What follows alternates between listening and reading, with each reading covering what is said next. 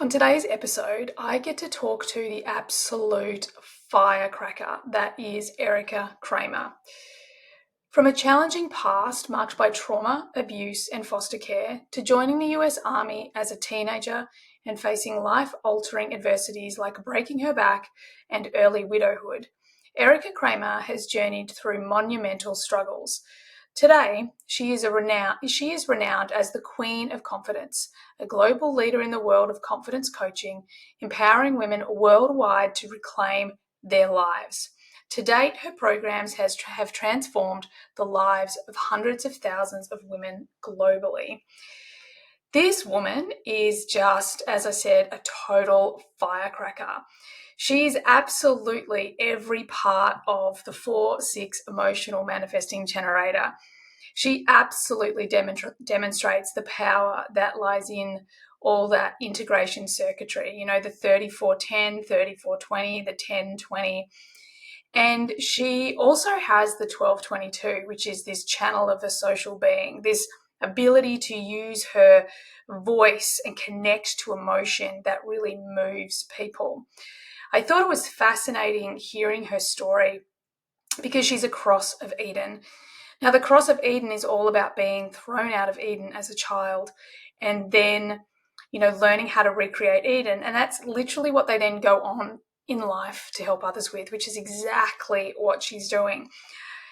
Now, this incredible human, her core talent is the 51, which is just so bang on because, it's that shadow of shock. It's that, breakthrough energy, but it's all about awakening. So the way she talks about her journey to overcome adversity, it's interesting. She has the 36 and the 28. So the 36 is the gate of crisis. The 28 is the gate of the struggle. And both of these, she's definitely potentially experienced the shadow when she was younger, but she's really turned it into, the 36, the resilience and the compassion, and the 28, like really bringing meaning to the struggles that she's had. So this episode, this human being is just extraordinary, and she is so in tune with her design. So enjoy this discussion and enjoy this incredible human. Hey, everyone, and welcome to today's episode. On today's episode, I'm going to talk to the confidence queen, or the queen of confidence, I should say. And you know what? It's something I hear in my community. I hear from you all the time. How do I be as confident as you are, Emma? And this has been a long journey for me. As many of you know, I was the most introverted, shut down, quiet human on the planet. And now, although I am still very much an introvert, I am very, confident because I know who I am. And I think human design's had so much to do with that. But today, I'm so pumped to talk to Erika Cramer. Welcome to the podcast. Oh, Emma, I'm so happy to be here, and I love your book, and I'm so excited. I'm so glad. I'm so glad that you like the book. Super excited that it's out in the world, but I want to let our listeners know before we dive into your story and obviously confidence. I want to let everyone know that Erika is a 4-6 emotional manifesting generator, cross of Eden. So, and what's really interesting, and I'm just going to say it now because I feel like I know, I know like a little in the whole big scheme of things about Erika, but I feel like I know enough to know like the cross of Eden is all about being thrown out of Eden as a child, like this feeling of being thrown out of Eden and then having to go on this journey to put Eden not back together, but to create it, kind of brick by brick, and then you go on to help other people do it. And I feel like that feels like it resonates. Yes. So let's kick off with this question that I ask everyone, and that is, I am really obsessed with purpose. I love purpose. I see it very differently to a lot of people. I don't think it's this shiny, bright superpower that's just like we have to hunt for it. I believe that it's this initiation. We have this invitation into our purpose through a dark night of the soul, through a challenge, through something that kind of hits us in the face and says, well, are you willing? Are you willing to go on this journey? And from that place, that is actually the initiation into our purpose and who we become on that journey and who you've become today. I'd really like to hear a bit about that story from Dark Night of the Soul to the incredible woman sitting in front of me today. Oh, Emma, I love you, and I believe the exact same thing. It's so crazy because I too, I wasn't introverted. I was a very bubbly, outgoing kid. I just was this firecracker of a child. And my dad left when I was 2 years old. My mom was bipolar. She still has bipolar disorder, and she got it when she was 18. And unfortunately, when she would stop her medication, she would get physically abusive to the point where, like, blood, police, like full on. It would be full on. And Wow. so anger and hitting and like a physical abuse was a big part of my imprint and my upbringing. And so I love my mom to death, and she did the best she could as a single mother. I mean, I have 2 kids, and my husband is full on and helps me, and I can't imagine doing what she did with a mental illness. But Yeah. unfortunately, I really, when you said that, I wrote that down. Eden, thrown out. Yes. Abandoned. Dad left. You're not good enough to stay for. Abandoned. Foster care. I had family. They never came and said, let me take your daughter and put her with our family because we're family. So I was never chosen. I was never stayed for. I was never taken. And so that, as you know, created so many things in regards to what I made it mean about my value and my belief and who I was. And in the foster care system, I was sexually abused at 5 years old. And that then created shame. And I did this session. I haven't talked about this before, but I did this session with a lady in Byron over the phone, which I was like, what's she going to do over the phone? This is some bullshit, you know? And she was amazing. Anyway, Yeah. she over the phone, like, took me through my childhood and all these things. And at the 5 years old, she said, like, you've splintered. And it was a sexual service act that I was made to do at 5 years old. I had no idea. The guy was 17. And Wow. I was put in the closet and shamed and kind of hid. And so imagine at 5 years old, I had dedicated at that time service. And now I am of service. And you will tell me, because you know my human design, that I will burn myself and I will service out, give, and then forget about servicing and looking after me. And she was like, you made a decision at that time that you were here to be of service. And I was like, holy shit. Like, it gave me chills because Yeah. obviously not consciously, but that was a big part of my 5 year old imprint. And then back in foster care, back and forth. When I was 7, my dad kidnapped me from my mom. We went to Puerto Rico, which is where our family's from. And she didn't take enough medication, got into a horrific accident where we flipped our car 3 times, crashed into a tree. It was so wild. And Emma, we walked for 3 days and 3 nights and slept on patios and people's cars. My shoes broke. That's its own kind of thing, that whole time Yeah. in Puerto Rico. And my dad found out and took me from my mom. And so then I have this dynamic of living in a Latin country, learning Spanish. My dad was an alcoholic and abusive at that time. And then to come back to America, be with my mom, sexual abuse, all the same kind of cycle until I turned 16 and joined the army. I don't know what the hell I was thinking, but I must have been looking for some stability and financial gain. I did Yeah. terrible in school. I was not interested in school, was not academic. And the army came to school, and I was like, yeah, I'll join the army and they'll pay for my college. My boyfriend at the time, my high school sweetheart, joined the Marines. I joined the army, and I went to boot camp when 9/11 happened. Literally in the middle of 9/11, that happened. So Wow. long story short, he went to war. I lived on a base as a military wife.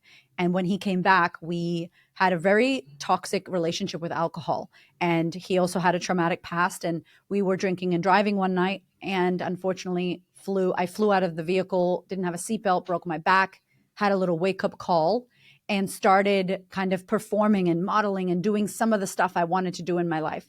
And the following year, he died in a car accident, drinking and driving on his own. And I was kind of like, hi, Wow. God, universe, Far I'm out. done. Yeah. It was like, I'm done. I'm unlucky. See, I told you I'm a piece of shit. See, I told you I'm not good enough, all that. And I was a hairdresser, also in the military, and a hairdresser, manifesting generator, all the things, right? Yeah, Gemini, I love it. exactly. And I'm like, yeah, I'll do hairdressing. And I went to a conference in Las Vegas. I met a man who was completely different from any man that I ever met. He was Aussie, Greek Aussie. I moved to Australia, left my life behind, thinking all my stuff, Emma, would not follow me in my suitcase, even though I didn't pack it. Mm-hmm. And it followed me across the Pacific Ocean. He was a horrible guy, bless his heart, but he was not a nice man. I attracted another man similar to him, same energy, different face. And he was not nice. And then Hamish, my personal trainer, who was my service provider and friend, only friend, was doing meditation, breath work, shamanic healing, and was like, hey, gently nudged the work. And I dove in headfirst, didn't have any idea. And in 12 months, like, fell in love with it. And 8 years later, healed a lot. I'm still healing and decided to do this work. And so, a long story, but it was horrific stuff to then coming to be now who I am, Eden, the whole thing, and now going, oh my God, I can teach people. And I have the story to go, I get it. I understand. It's not easy. You can do it. You can do it, and slap women into the reality that we should do it, because this is a one-time, this is our life, and we have to go for what we want and not let those past things hold us down anymore. Oh my goodness. And I feel like it's fascinating, like from a human design perspective, you've actually got the gate 36 in your design sun, which is the gate of crisis. It's Wow. this, Yeah. it really is all about having all the emotional crisis experiences. And I also use the gene keys as well. And like in its shadow, this is, as I said, it's all about crisis, crisis, crisis. It's like all the things that you've just talked about. Mm. But in its gift, it's called humanity, and in its acidic state, it's called compassion. Mm. And what this actually, you know, when you have the 36, especially, you know, at your age, you've been on the planet long enough, and it's turned you into not only a very resilient human, but a hugely compassionate human, because Mm. it's an energy that kind of has walked in people's shoes. Like they've really lived and experienced the emotional depths of what it Mm. is to be human. And I feel like that is just so true for that story. I mean, Wild. that's a lot. And like, how do you actually come back from that? Because I think sometimes, like, I know I've had a number of challenging things happen to me in my life, but nothing like that. Um, and sometimes I remember, like, it was hard to come back from when you're in Mm. that place and your trauma's just triggering you, and it's, you're kind of like, yes, I can see how it's worked for other people, but you're like, oh, but I'm so deep in it. Like, how did you turn that around for you? Yeah. I feel like I wouldn't have turned it around if I didn't get that pushed up against the wall moment. And Yeah. it's like, it's the you must or you're going to die. Like, what else do you have? I wait. I'm one of those people. I don't know if this probably in my human design, but Mhm. I need 3 strikes. Like, I got 12, 11 and a half demerit points. And I was like, okay, I won't speed anymore. Okay, I won't run. Like, I had to go to the edge. I had to get 3 strikes, you're out. I go to the second and a half strike, and then I'm like, fine. So I'm a pusher of all the things. And my husband and I I still have crisis, right? But it's interesting that that's in there, because I'm like, it still comes, but I'm better at overcoming the crisis now. Yeah. But we had a horrible traumatic cesarean that wasn't a part of the brochure in my life. Then I Yeah. had a miscarriage, and then I had a natural home birth, which is literally all different. It was crazy. And Yeah. when I had my home birth, my husband was like, there was a part of you that was born that was like, whoa, like how he was like, I don't even know. And I thought I was resilient and powerful at this point. And he's like, that version of you. And that's when I decided, Emma, to not go back to work, launch my business. We were broke. Like, we were looking for coins in our car to buy bread, a Baker's Delight, like $5 bread. Okay. Yeah. I Yeah. was, I was like, it was horrific time. But I said to Hamish, if I don't do this now, the knock has come. It's knocked so many times. Like, when the Yeah. hell am I going to listen? And it was in our air quotes worst time that I decided to jump off the cliff and trust that before I smash into the bottom, I'm going to grow wings. And so I can't say that I took action, even though I knew. I waited. I waited until a near death experience. I lost my husband. I broke my back. It was all this drama for your mama. And then I finally were like, all right, I'm going to do it. And I think many of us, we hear stories of other people, and I hope in my work now people listen to me, but the reality is most of them won't listen to me. They're going to hit Yeah. their void, and in the void I'll be there going, hey, here's a ladder, come on up, let's cry about this together. But Yeah. that was me. I had to be pushed to the edge in order to wake up. And it was in that moment when I decided, like, I'm going to put myself out there, I'm going to make this happen. And I had to, so I did. I think we sometimes have to. Mm. I so agree. So many things that you're saying. I often say the universe starts with a tap on the shoulder and ends with a slap in the face, Yeah. and I am a person that has also received a number of slaps in the face. Lots of taps too, but I Yeah. somehow seem to miss those. Yeah. But I'm really curious about your opinion on exactly what you're talking about. And you called it the void. Like, do you feel, because I know for me personally, there's so much I know I should do. And not so much these days, but the older version of me. Yeah. But I just don't do it until I, exactly as you say, like until my back's up against the wall. And that's how my business really Yeah. skyrocketed. So many things, even something I'm going through at the moment. It wasn't until I was really pushed that I was like, well, fuck this. Like, that's Mm-hmm. not happening. Yeah. So do you think that that is just part of the human condition? Like, what's your opinion on that? Like, do we need to actually be pushed that far, or Yeah. can we listen and take action before that? I would love to say that we could all listen and learn from the books and the podcast and the other people, but I do feel like I knew, air quotes, wear a seatbelt. I knew that from a kid in America. How many times I drank and drove in America and didn't wear a seatbelt? It's not that I didn't know the information, it's that I hadn't applied it because I didn't think it was, important, or I was like, yeah, I had data, I had knowledge, information in my head, but I didn't have knowing. And so unfortunately, I think for humanity, many of us have to have that visceral human skin bag experience of the horrific, dramatic thing, because reading stories, we just go, yeah, for you, easy, Emma. Yeah, I get it, Erica, that's for you. We don't believe that that's for us until we feel it in our bodies. And even though I believe that to be true, I will still preach my work. I will still try to reach women where they are before they jump over the cliff, before they get into the car accident, but I find that they don't really listen until they're on their recovery bed, Yeah. until they've just lost the person they love. Like right there. Then I'm like, hi. And they're like, fuck, you said this. And I'm like, yeah. You ready? And they're like, yes, I am. And they have so much more fire, so Yep. much more desire, so much more care. Like they're like, I'm listening. And I'm like that as well. And you're saying, and so I think it's the human initiation. You got to burn. I can't talk to you about how the fire is going to feel. Are you burning? I'm on fire. Amazing. Here's an extinguisher. Let's talk about how you're going to heal that scar, because Yeah. it's too intellectual if not. Yeah, 100%. And I think, going back to my initial question, I do also feel like this is the hero's journey. As Yes. human beings, that's who we are. We're here to have our own hero's journey. And Mm, I know that I've been in both camps. I've tried to avoid the big smack in the face, yep. and couldn't, and then I've ignored the tap and still ended up with the slap. So I do feel like it is part of the human experience. And as you were speaking, I was just trying to reflect in my mind if I was being a little bit biased, but I was thinking as you're speaking, it's like, and when women come out of that gate, like, we are an unstoppable force, like, get Mm, the hell out of our way.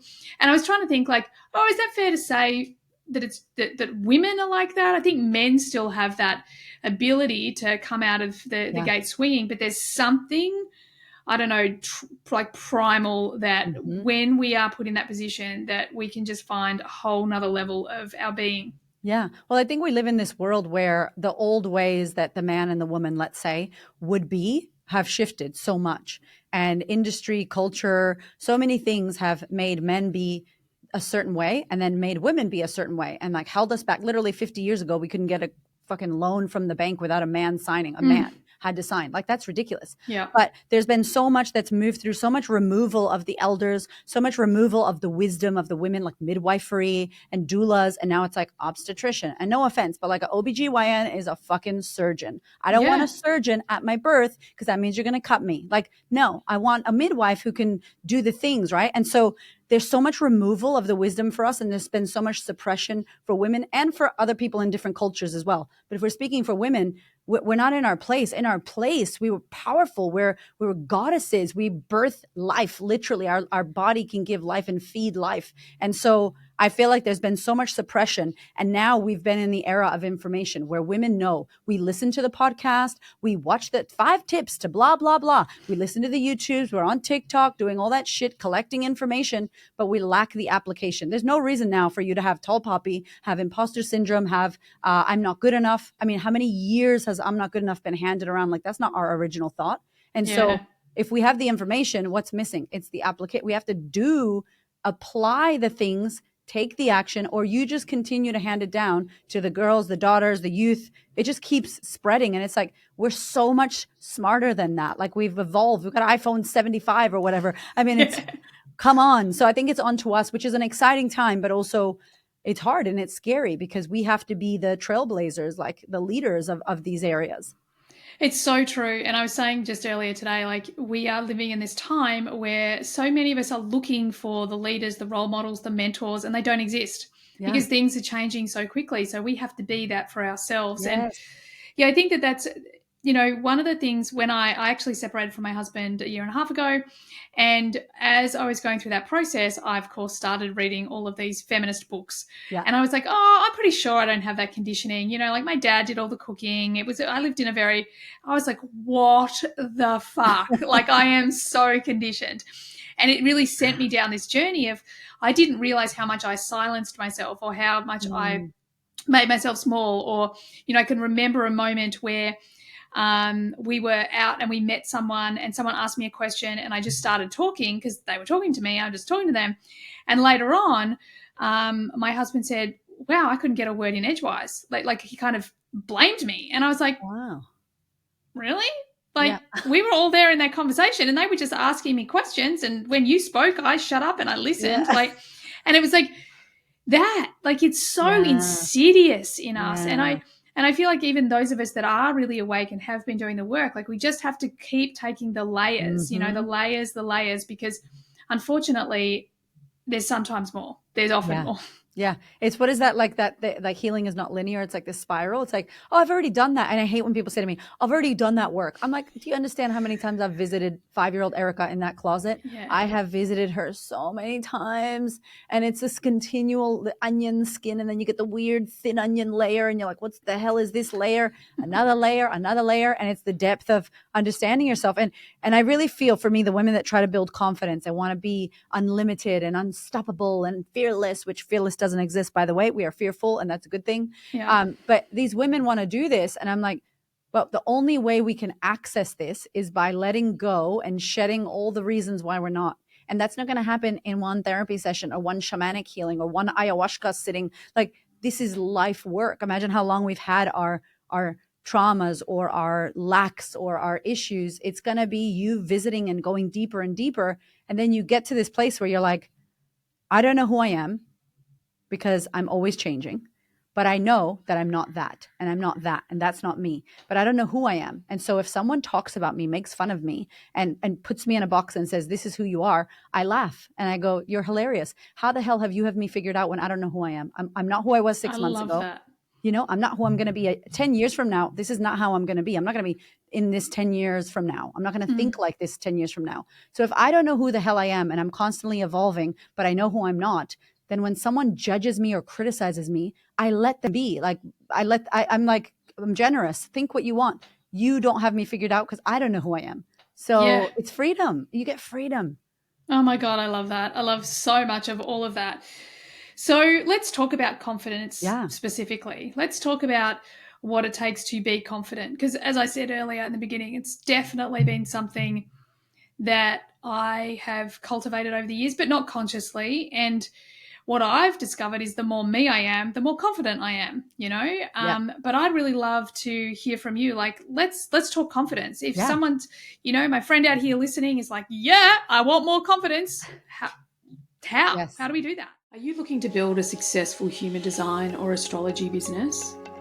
Do you wish that you had your own chart tool on your website so you don't have to send people somewhere else to get it? BodyGraph.com provides all the resources you need to turn this vision into a reality. We use this incredible software in our business to provide charts and custom reading reports at the click of a button, generate leads, and bring in lots of passive revenue. BodyGraph.com has already helped coaches and entrepreneurs generate over $2.5 million in revenue. If you're ready to take your business seriously, start with a free trial and use the code HumanDesignPodcast to get 30% off for 6 months. Here's what you can do with BodyGraph.com. Embed stunning charts directly into your website, build personalized lead magnets to grow your email list, create and sell detailed reading reports, and even use their free website builder to get started fast. BodyGraph.com is the ultimate all-in-one platform for building your human design or astrology business. If you're ready to join the community of successful entrepreneurs,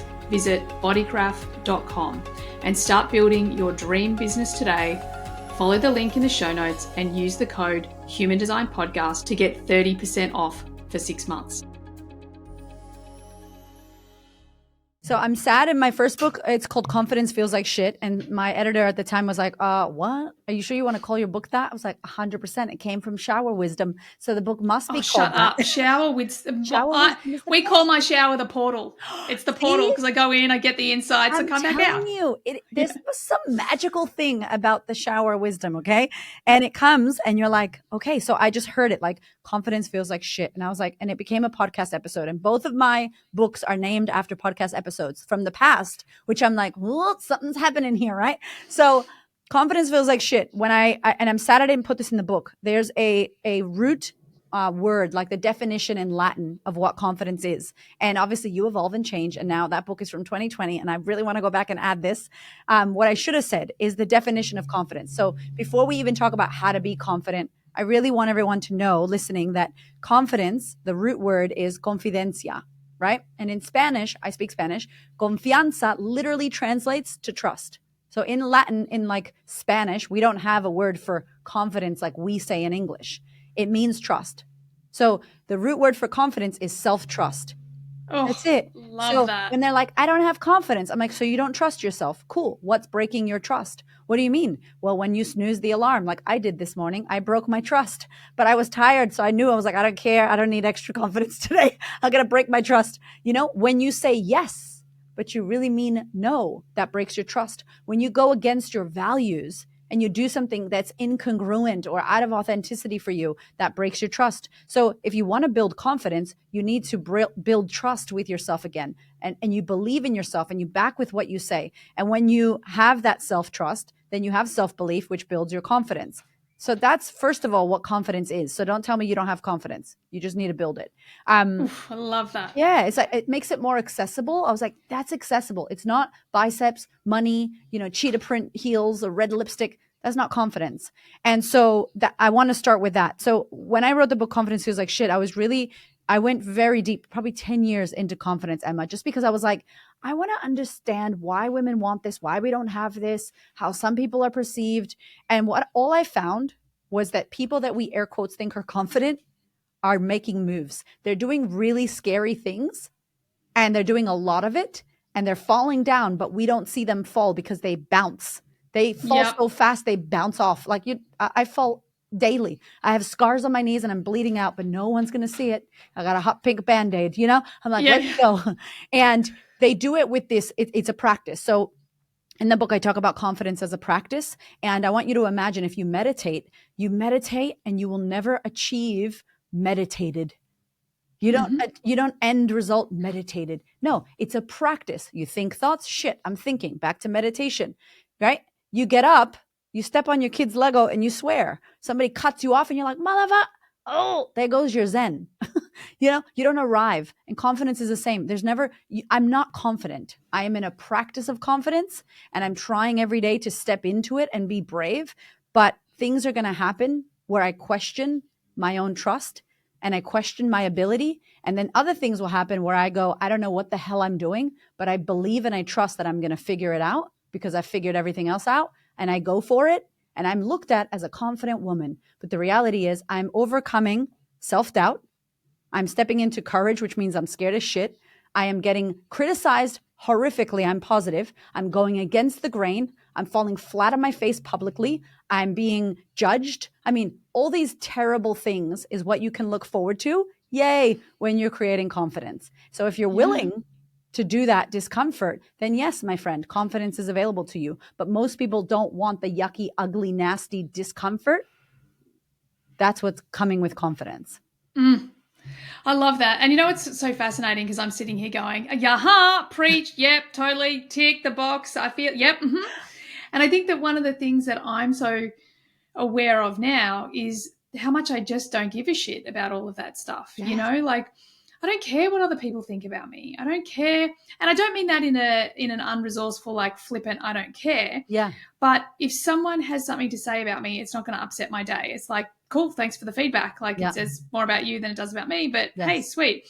And I think that there was this great quote, and I am going to try and quickly see if I can search for it on my phone, that I wrote about confidence, and it being more about how many times you've fallen down than actually success. Let me see if I can find it. Yep. And we fall, we bounce up. I love that, the bounce. And I Yeah. definitely feel like I am a bouncer. Yeah. Like I can just, Yeah. here you go.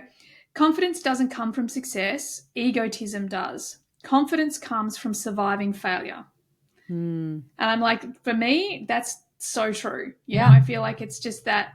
And I love what you're saying about trust. I think this is so important to highlight, because where we don't feel confident is just where we're not trusting ourselves. And I think like as you were speaking, I'm just applying it to, you know, a situation in my life at the moment. I'm like, oh, fuck, like that's it. That's exactly it. Like if I just take my business Emma and put my business Emma in this other thing area, I'm like, oh shit, I trust myself. I can handle anything that comes my way. I'm sweet. I'm good. Yeah. So I love that whole idea of confidence, or trust equals confidence. That's I loved it too. It was the best definition that I found, because everything else was like, and no offense, but I was just sick of the basic, oh, confidence is competence. And I'm like, oh, I'm so bored of that. Obviously, I'm going to feel easier if I drive more. I'll be able to drive. Yes, that's part of it, of course. But when you go to the core of confidence and how to make it, I wanted it to be accessible for all women, everyone that I speak to men sometimes as well in audiences.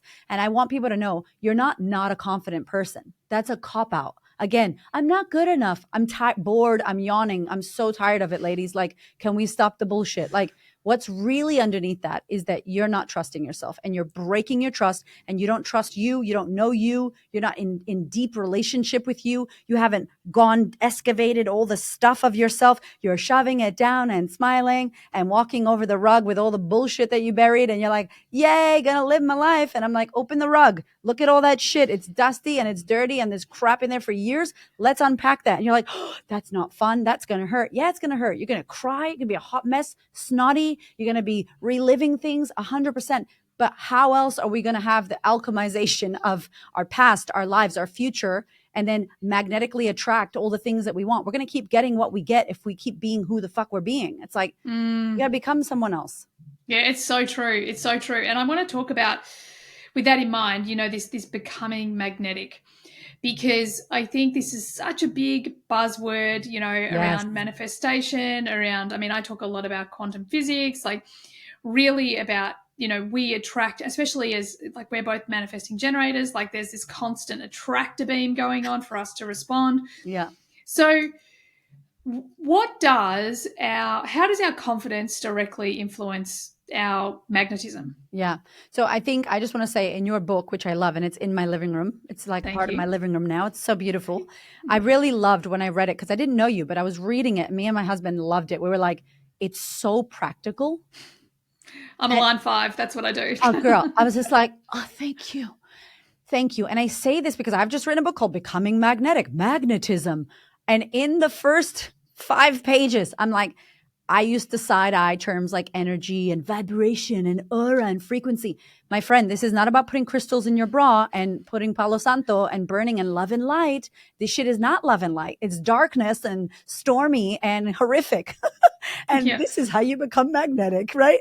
But I really love that in your book. And I want to say it's important that those of us that associate with being spiritual or connected or aligned or whatever it is that we do can make this work practical, because it's real. It exists. It's so powerful. But if we're vague and bullshit, fluffy, airy-fairy about it, then it becomes this taboo that only spiritual circles can do, and The Secret and all that. And what's missing is the true action and practicality. So confidence and magnetism, 2 things I never would have thought that I would be known for or be talking about. They stand alone, but confidence comes into magnetism. And when I wrote Becoming Magnetic, I wanted women to know, everyone, but women to know that you can draw things in, and your energy matters, and the way you show up in the world matters. And if we were like tuning forks, or radios, the frequency in which your radio's on and how big your antenna is, or if you have Bluetooth AirDrop, or if you're disconnected or connected, all of that matters, right? Yeah. And so I wanted to teach women about the fact that you can attract and you can repel, and that's a good thing. And in the book, The 5 Phases of Magnetism, it's another 5, which is so crazy, but the 5 phases of magnetism, it starts with self-mastery. And in self-mastery is where I believe the confidence lives, because it's about self-trust, self-reflection, self-awareness, self-acceptance, which is all the compassion. And I do feel very like my heart feels for humanity. And I'm like, I will cry. Like I can't even handle it. I love it so much. So I feel like when you know yourself and you've worked with yourself and you've done your own work and you're continuously doing it, then you start to step into those 5 phases of magnetism where you consciously attract what you want and you're repelling the things that aren't for you anymore. And this is for, I have a section of single ladies because we be attracting love from lack. Whew.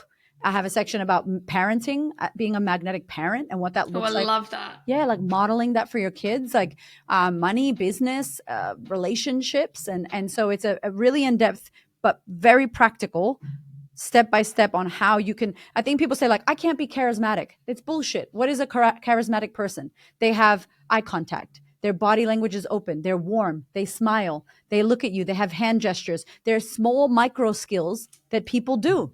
And you can learn these micro skills, then you can be charismatic. You can be confident. You can be perceived as someone that feels that.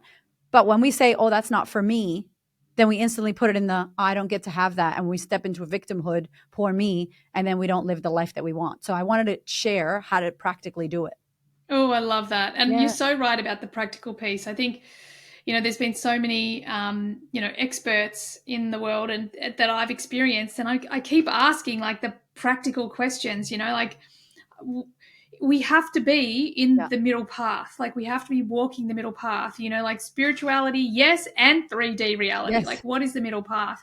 So it's so important that we can take things from the head and into the body. We must embody these things so that we can actually, create the life of our dreams. Yeah. So being magnetic, do you talk to this through the frame of like manifesting, like how you actually bring into, because I'm kind of in the area at the moment, let's talk about relationships. Let's talk about the single ladies. What advice would you give me as a single lady looking for love? Single ladies. I'm like, what chapter is that? Chapter 10, chapter 10 or 11. It's for you. So we move through the 5 phases, right, of magnetism, and I'll just say what they are so it makes sense. So it's self-mastery, and then it's defining your true north, which is all about your values and what you stand for. And then it's creating your alter ego, and she is like your Beyonce, Sasha Fierce, your 2.0 higher self, and really defining who she is, what she's about, and stepping into her a little bit more. So taking future you and being her now. And then we have the evolution, which is the test, and how the universe will go, are you sure you're who you say you are, Emma? Like, let me test you with this terrible guy who's like the other guy, but different face, tested me a lot. And then number 5 is the aura, right? And when you pass the test, you get the aura. So when I move into magnetic love is what I call that section. It's like, where are we attracting from? And if we've done our work in self-mastery of becoming aware of the kind of relationships that we draw in and becoming aware of who we are being in these relationships, the little flags that we miss or we pretend to miss. And then we have self-reflection, which is like, let me look back at all my relationships. The common denominator in my hot mess of my relationships was me. Interesting. And so I reflect on that. And then self-acceptance of going, I did that. Yes, I made those mistakes 100%. And that's okay. I was learning. I did the best I could. But now I want this. And then if we move into phase 2 for magnetic love, which is your values, what do you value in relationship? What are you about? And do you tick all those things you want in the lover? Are you, whatever the word is, a lot of women want people who are ambitious. Are you ambitious? Are you grounded? Are you the things that you desire? And if not, when there's a values exercise in there, if not, then it's like, what is the thing you need to do to really live that value? And are you living your values from your family or your culture? Do you even know what you value? Phase 3 is a lot of fun. It's the alter ego. How does she show up on a date? How does she look at the dating landscape? She's excited. She's like, yes, let's go. She's not attached. She is free and flowing. She's like, yes, no, call you later. Don't call you. Have sex. Don't have sex, whatever. She's who you want to be in the future. And so it's bringing her in and going to the date, dressed like her, looking like her, acting like her, thinking like her, being her. And then the evolution is, here comes guy, different face, same energy. And you're like, you look good, but you feel the same. Nope. instantly nope, instantly close the door, instantly, because we go deep and then we get stuck in these things. As you know, I've been in them. I'm like, shit, now I'm too comfortable with this person. Now I can't end this relationship. And then phase 5 is aura. And this is when it's like green lights, parking lots, people looking at you, walking. I will sometimes have these moments, and Hamish laughs because he's like, you're a married woman. And I'm like, I know, but I'm in my vibes. Like, people are looking at me and they're just, when you're feeling great and you feel magnetic and people are like, oh, hey, oh, you look beautiful. And you're like, thank you. That's my husband. And they're like, okay, no worries. But it's not about getting into a relationship. It's about, I have flow, and people will look and I can choose, and yes and no. And it's ease. It's trusting that you are putting out the vibes, and the vibes are getting felt, and they will come, and you trust when and how, and you're in the moment, present, but you're also not attached to the outcome, and you're not holding back. Oh my God, I love that. Yeah.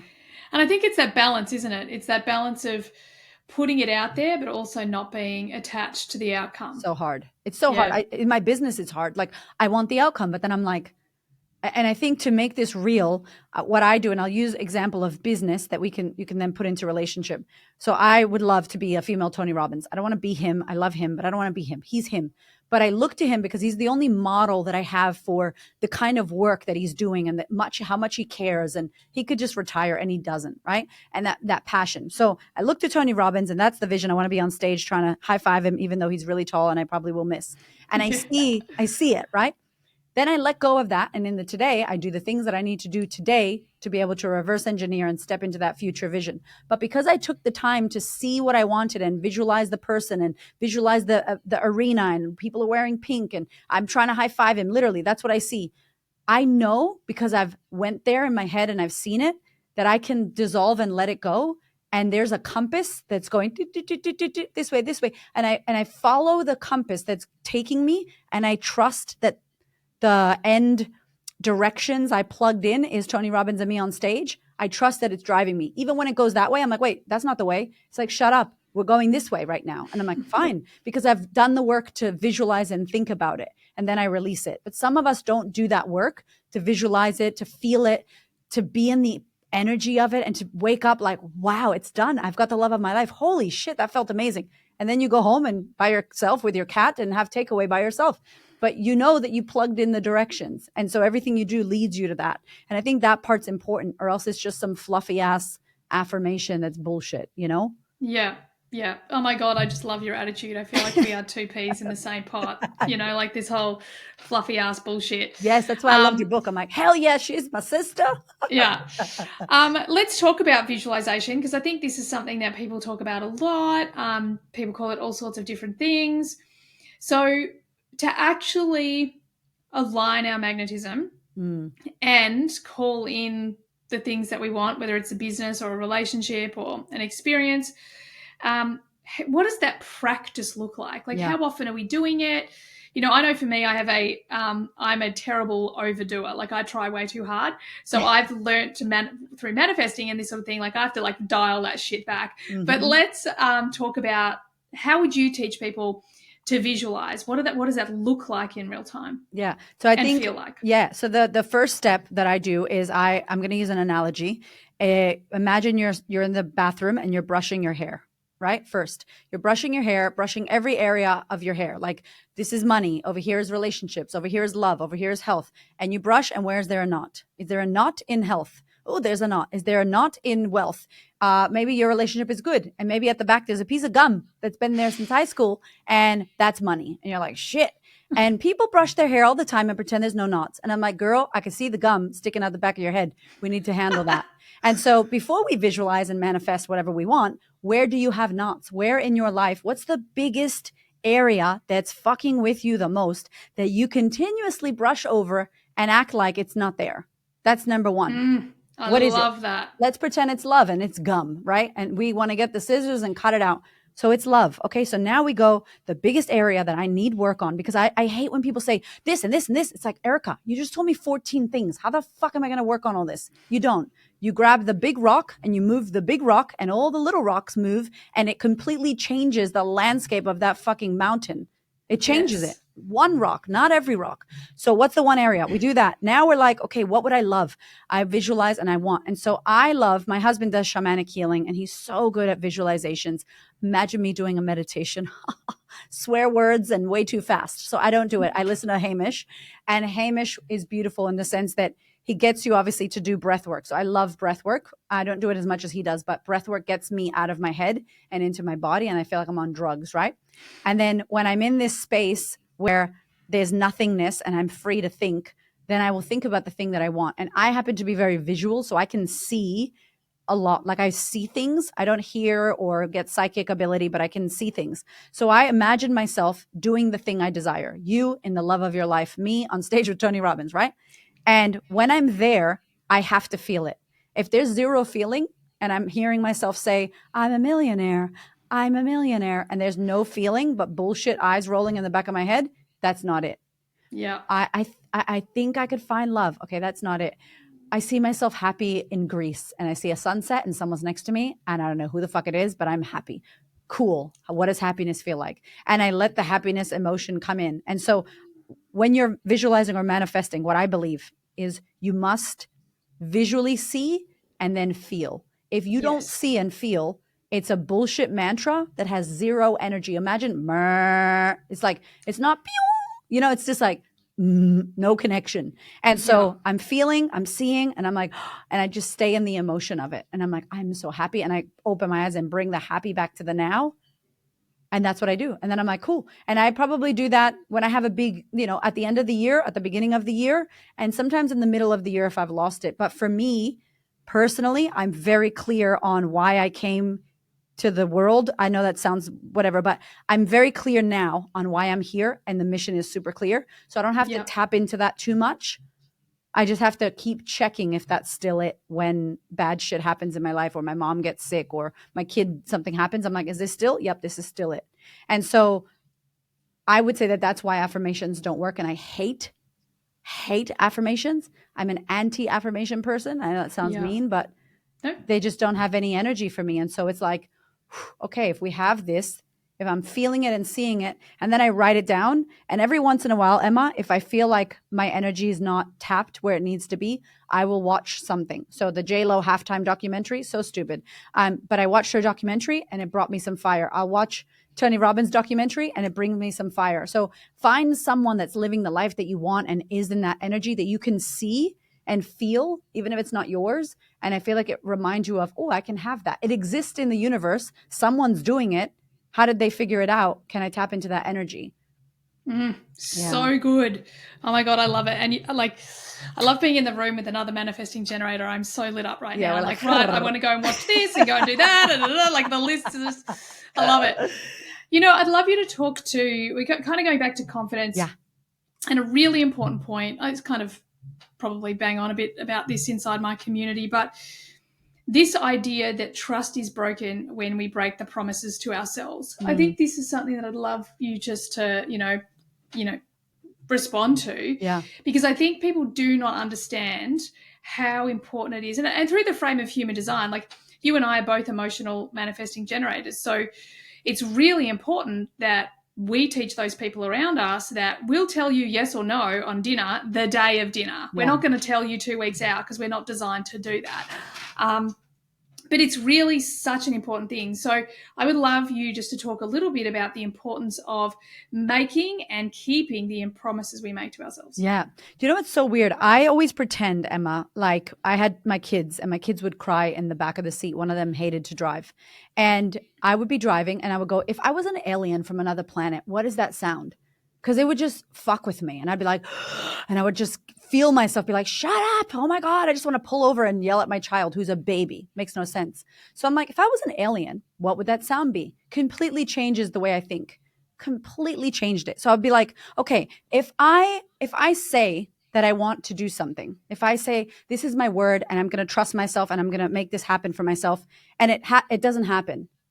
I can go, oh, I'm a piece of shit. I'm not good enough. I don't know what, or I can go, you know what? I had a moment of distrust. I had a moment where I lacked confidence. But what we do, I believe, is we label ourselves. Oh, I am a non-confident person. I am a people pleaser. I can't handle when women are like, so I'm a recovering people pleaser. And I'm like, here's your badge. Are you for real? Like how we speak about ourselves to ourselves is so important. So I say that to say that I didn't know my human design. And I met a girl years ago. You actually helped me and Hamish come back to liking it. The girl that I knew was a little bit too much. It was just like, oh no, because it's like a full moon in your anus. Like I'm not allowed to like technically. I love it. And I'm like, bitch, please just take action. Can you stop?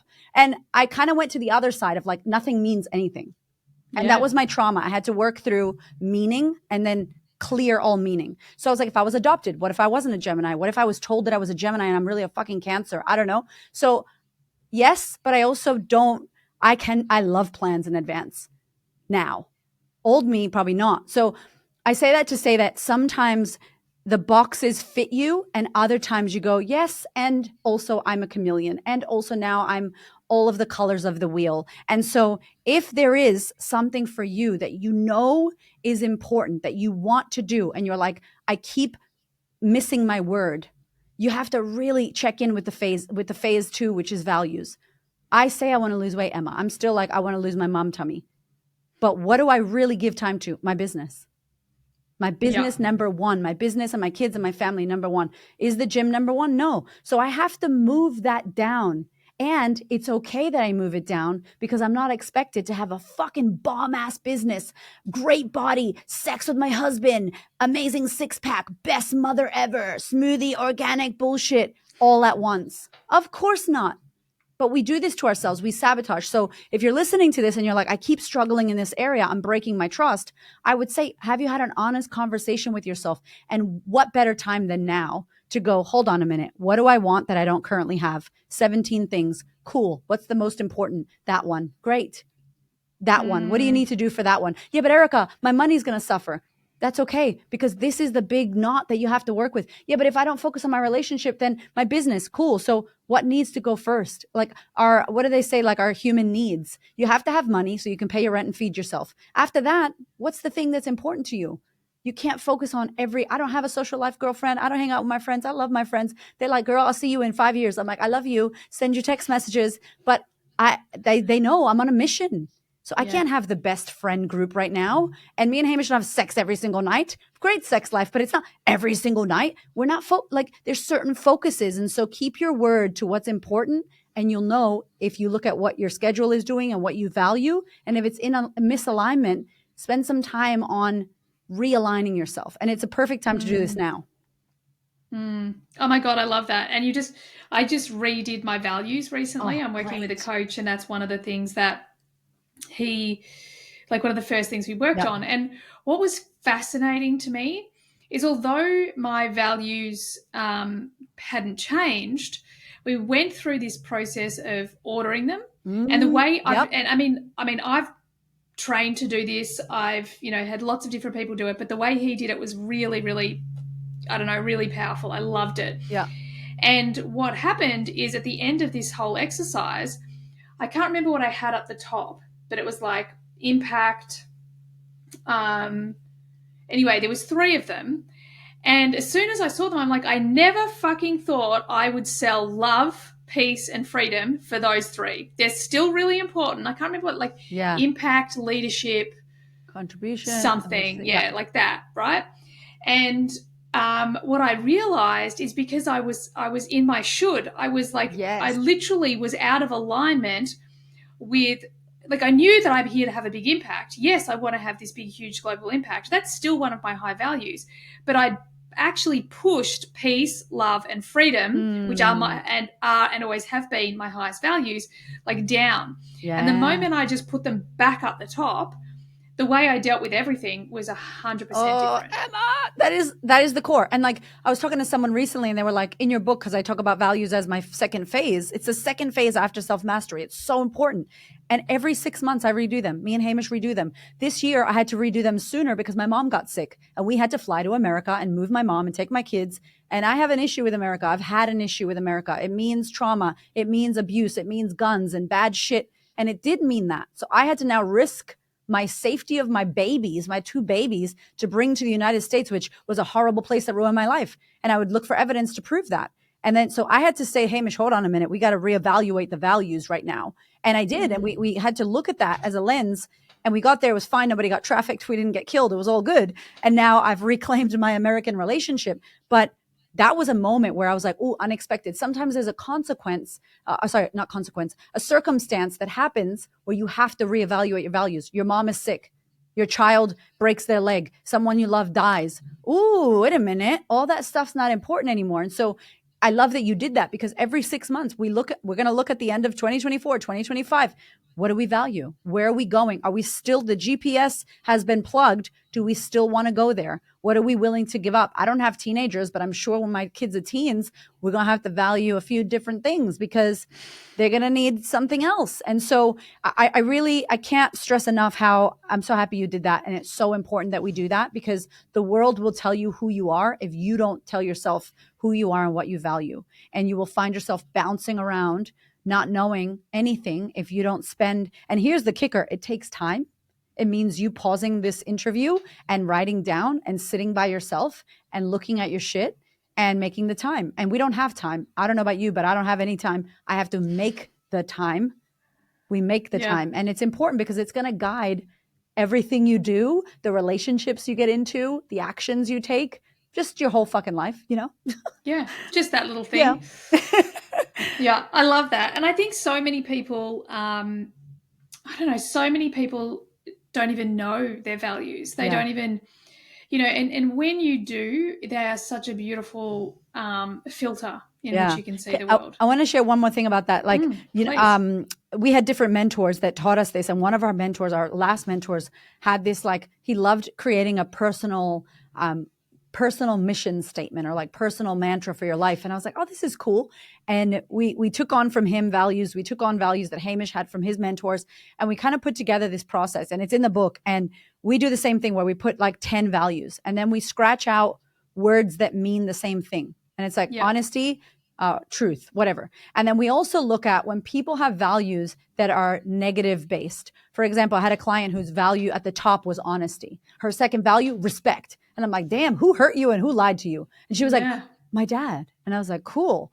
Do you really want to lead with a negative based value? Or how do we flip that into something that's powerful that you believe in? And she was like, authenticity. And I was like, how does that feel? She was like, I don't feel angry anymore. I'm like, fantastic. Because we write these values like, don't hurt me again. And it's like, hold on, that's you asking, almost drawing back in that same thing. So we wrote them out, and then everybody defines what that means. So for you, Emma, your connection or communication could mean something completely different to me. And when you get into a relationship, you want to know Hamish's connection is sitting on the couch watching a movie together. My connection is look me in the eyes and tell me I'm beautiful. So totally different meanings, right? And then we rate them like on a scale of 1 to 10. Are you in your authenticity? Are you a 2? Are you a 6? Are you a 10 out of 10? These are your values, the things that you say are most important. If you're not a 10 out of 10, what's one thing you can do in whatever area to make yourself a 10? That's a little tangible action that you can take. Like, I'm going to have a chat with my dad at the Christmas table and say, no, I'm not blah, blah, blah, and making it tangible. Yeah, I love that. And I think it's also sometimes, it goes back to the gum in the hair. Like sometimes I think we get so overwhelmed with all the things we need to do. We get so like, okay, well, I'll do my values, but what does that actually mean? Like, what fuck? Now actually I have to live by them. How will I remember them? And, we go down this whole, but I think that some of these, like either foundational things or North Stars, they, like you said, if we just focus on them, they have the ability to sort of shift everything else into alignment, and big rock. Yeah, I think that is so incredibly beautiful. I love it. I love it. So I can't believe I have to let you go already. That was a quick hour. We need to go have a coffee. We can I know, for right? hours. Exactly. So how can my listeners find you? What are they looking for? What's the book? Where's the Instagram? How do they see more of Erika Cramer? So the Queen of Confidence, kind of everywhere. She's my alter ego, by the way. Okay. She's who I aspire to be every day, the Queen of Confidence. And the book is called Becoming Magnetic. And It is everywhere. It's going to be everywhere. I'm very excited about it. The first book is Confidence Feels Like Shit. So if you just go to the Queen of Confidence, and if you love this episode, please tag me and Emma so we can find you and see you on socials. I'm very social. I love Instagram, so I'm always there, and LinkedIn. So come and find us and come say hello. There's a lot of resources to support you. Amazing. Well, thank you so much for being here. It's been freaking brilliant. Thank you for having me. Oh, you're so welcome. So welcome. And thank you everyone for listening along. I trust you got what you needed from today's episode, and I so look forward to seeing you on the next one. Bye for now.